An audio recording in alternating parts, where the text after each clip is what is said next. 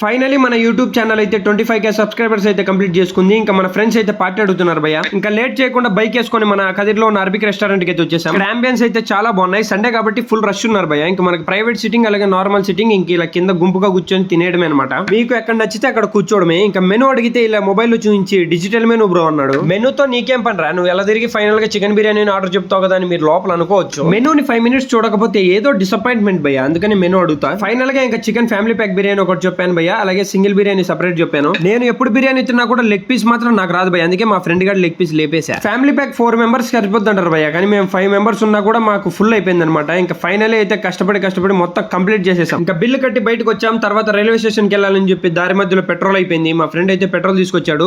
Constable అయితే మాతో తంబేచుకుంది భయ్య. ఏమైనా క్రిమినల్ కేసులు ఉన్నాయో చెక్ చేసేకంట. ఏం పర్లేదు మళ్ళీ నెక్స్ట్ వీక్ వచ్చేస్తాడు. దీని పని బాగుంది భయ్య. ఇంకా మా ఫ్రెండ్స్ కి బాయ్ చెప్పేసి ఇంటికి అయితే స్టార్ట్ అయ్యాను. మీ సపోర్ట్ ఎప్పుడు ఇలాగే ఉండాలి. ఇంకా చాయ్ తాగి వెళ్ళిపోదాం. Next week okay bye.